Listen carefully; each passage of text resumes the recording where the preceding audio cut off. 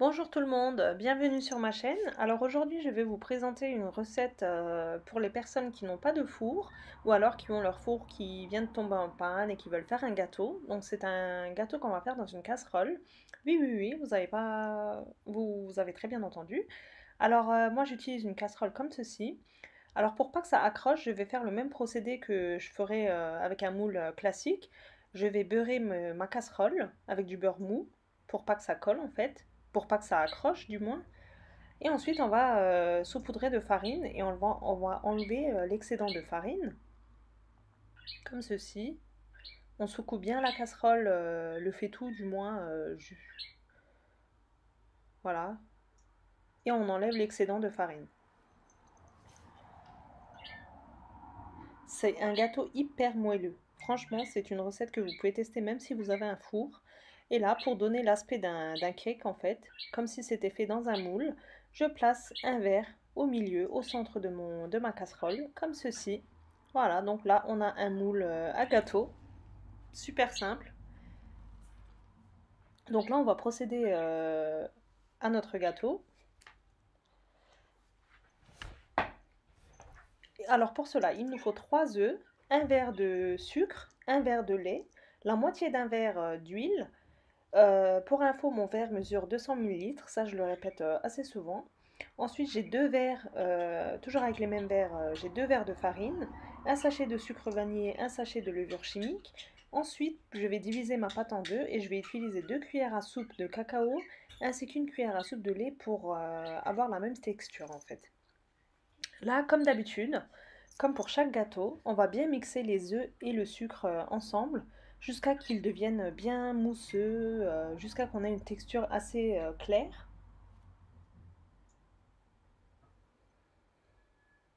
C'est très important de bien mixer les œufs avec le sucre, comme ceci. Il faut avoir une belle texture bien mousseuse. Ensuite, je rajoute mes autres liquides, c'est-à-dire le lait et l'huile.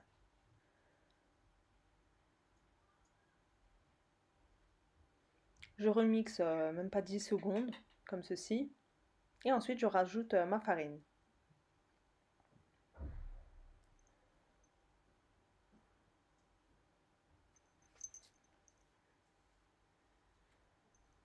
Et je rajoute mon sachet de levure chimique.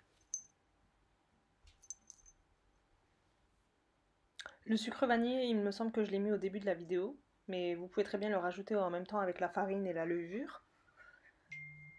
Il n'y a pas une grande importance. Et là, on remixe le tout, mais cette fois-ci à vitesse lente. Moi, j'ai mis en mode accéléré pour pas avoir une vidéo trop longue. Là, une fois que j'ai une texture bien lisse, sans grumeaux, je divise ma pâte en deux, comme ceci. Et là, je vais rajouter 2 cuillères à soupe de cacao ainsi qu'une cuillère à soupe de lait pour avoir la même texture que ma pâte blanche en fait, parce que le cacao va quand même épaissir notre pâte, donc c'est pas ce qu'on veut. On veut avoir la même texture dans les deux pâtes. Donc une cuillère à soupe de lait c'est suffisant en général, mais si vous le souhaitez, vous pouvez rajouter 2 cuillères à soupe. Voilà, je remixe le tout.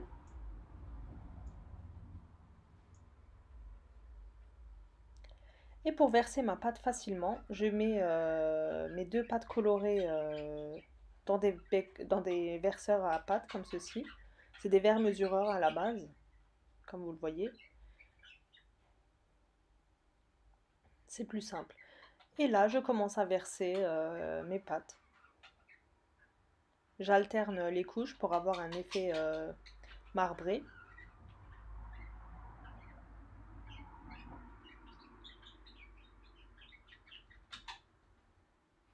Je fais ceci jusqu'à ce que j'ai plus de pâtes.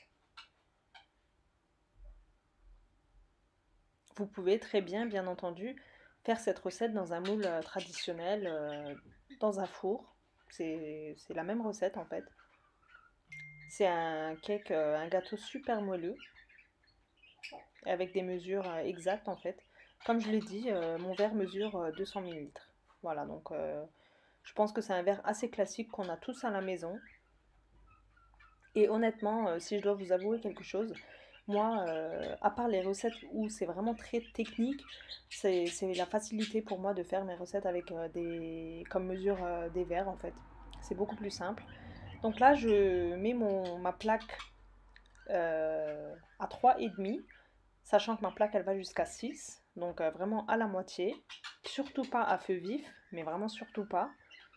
Et là, je vais recouvrir d'un torchon et ensuite je mets le couvercle. Donc ça, c'est une étape très importante. Ça va permettre d'absorber l'humidité du couvercle, car sinon toutes les petites gouttes de buée vont retomber sur le gâteau et c'est pas ce qu'on veut. Donc je referme le couvercle, voilà, comme ceci. Et je laisse cuire au moins 20-25 minutes, comme ceci. Et ensuite, je vais vérifier la cuisson. J'enlève délicatement mon torchon et comme vous voyez, ça a super bien levé. Mais à ce stade, on remarque que c'est pas encore cuit car le dessus il est encore cru, ça se voit à l'œil. Donc j'ai même pas besoin de piquer avec mon pic. Donc ça se voit à l'œil. Il faut que la surface soit quand même sec en fait. Il faut qu'on remarque que c'est cuit. Là, au bout de 5 minutes, 5 à 7 minutes de plus de cuisson, je revérifie et comme vous le voyez, c'est sec. Par rapport à avant, on le remarque. Donc là, je vais piquer avec un cure-dent pour voir si ça ressort sec. Donc ça ressort sec, comme vous le voyez, ça veut dire que c'est cuit.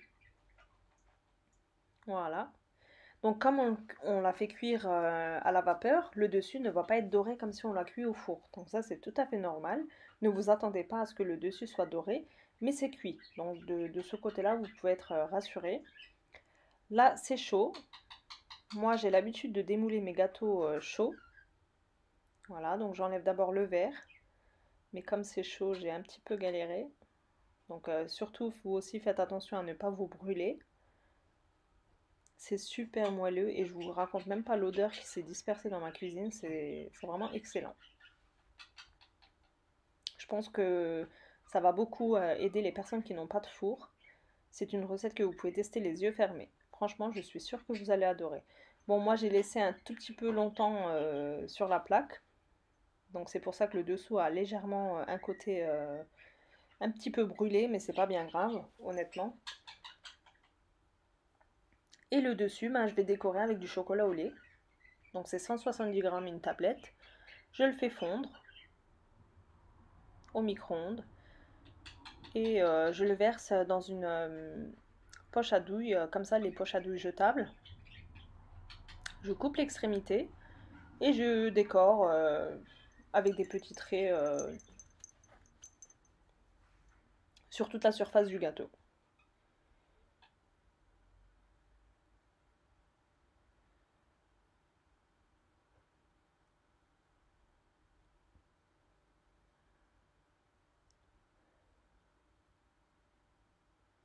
Et j'ai parsemé par la suite avec des pistaches effilées. Mais vous pouvez très bien utiliser des amandes effilées, des noisettes, de la noix de coco, ce que vous avez sous la main et ce que vous aimez surtout. Ou alors vous pouvez très bien juste simplement saupoudrer de sucre glace ou alors vraiment rien du tout. Vous pouvez très bien le déguster tel qu'il est. Je vous dis, hein, c'est vraiment un gâteau super simple et super bon. J'insiste vraiment sur le fait que vous devez absolument tester cette recette. Autant comme moi le mode de cuisson à la casserole, ou alors très bien dans le four avec un moule à gâteau. C'est une recette que je fais très souvent, même dans le four. Donc voilà. Je vais vous couper après une part pour vous montrer la texture que ça a et vous allez voir par vous-même que c'est super moelleux. Rien qu'à la découpe là, vous le remarquez, je pense. Voilà. J'espère que cette vidéo vous aura plu. Dites-moi dans les commentaires, votre avis m'intéresse beaucoup, j'ai hâte de lire vos commentaires. D'ailleurs, je tiens à vous remercier vraiment du fond du cœur. Merci beaucoup pour tous vos gentils commentaires, ça me fait vraiment vraiment beaucoup plaisir. Ça me fait chaud au cœur. Heureusement que j'ai une communauté comme vous, je suis vraiment fière d'avoir des abonnés en or comme vous. J'essaye de faire au mieux pour publier des recettes selon vos demandes. Et vous étiez nombreux à me demander des recettes pour les personnes qui n'ont pas de four. Donc j'ai commencé par le gâteau. Donc on verra par la suite ce que je pourrais vous poster. Voilà, donc là je vais vous montrer la texture de plus près. Voilà, donc j'espère que cette vidéo vous aura plu et je souhaite avoir aussi votre avis par rapport à la publication de mes vidéos. Vous préférez que je les publie à quel moment de la journée en fait? Vous voulez dans la journée ou en soirée? Si vous avez des heures qui vous sont plus précises, j'aimerais savoir votre avis, donc n'hésitez pas à me le dire dans les commentaires. Voilà, donc si vous n'êtes toujours pas abonné à ma chaîne, n'hésitez pas à vous abonner ainsi qu'à activer la petite cloche, comme ça vous serez averti par une notification dès que je publie une nouvelle vidéo. C'est tout pour moi pour aujourd'hui, je vous dis à bientôt pour une prochaine recette. Bye bye!